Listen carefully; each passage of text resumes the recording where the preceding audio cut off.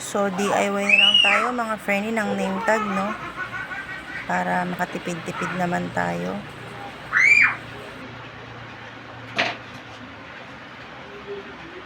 Mano-mano na lang mga friendly.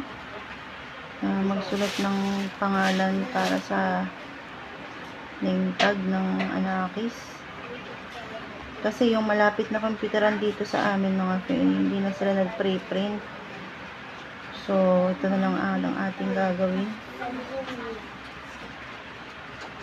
Bahala na mga friendly kung ano maging kalabasan. Charot. Ang haba kasi ng pangalan niya mga friendly. So, hindi na magkasya doon sa papel. Hindi ko na tuloy na ilagay yung aking middle initial na M. Charot. So, kung meron naman tayo mga friendly na mga pansulat, mga materials na pwede natin gamitin sa pagle-lettering mga friendly, pwede naman po siguro na tayo na lang ang gumawa para mas makatipid, diba? So, gandahan na lang natin mga friendly. Papalaminate na lang natin mga friendly. At saka meron naman ako dyan yung ID lace. So, ayan o.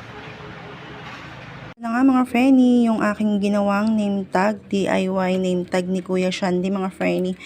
So, ayan o, nilagyan ko na lang siya ng mga numbers, different shapes, tapos yung mga alphabet, at saka mga friendly yung mga bola, chair, boat, at saka balloon.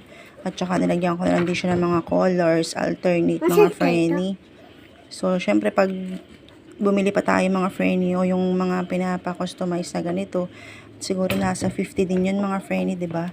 So, dahil nga para makatipid tayo, ako na lang mga friendly yung gumawa.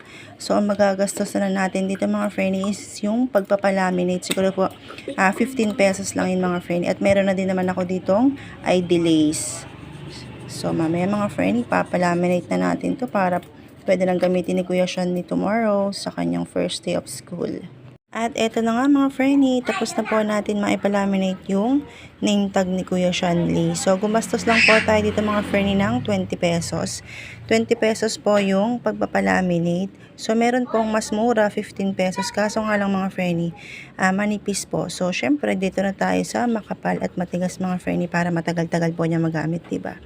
So, ayun mga friendly, tipid tips lang po na i-share ko lang po sa inyo. Thank you for watching. God bless po sa inyo lahat. Bye-bye!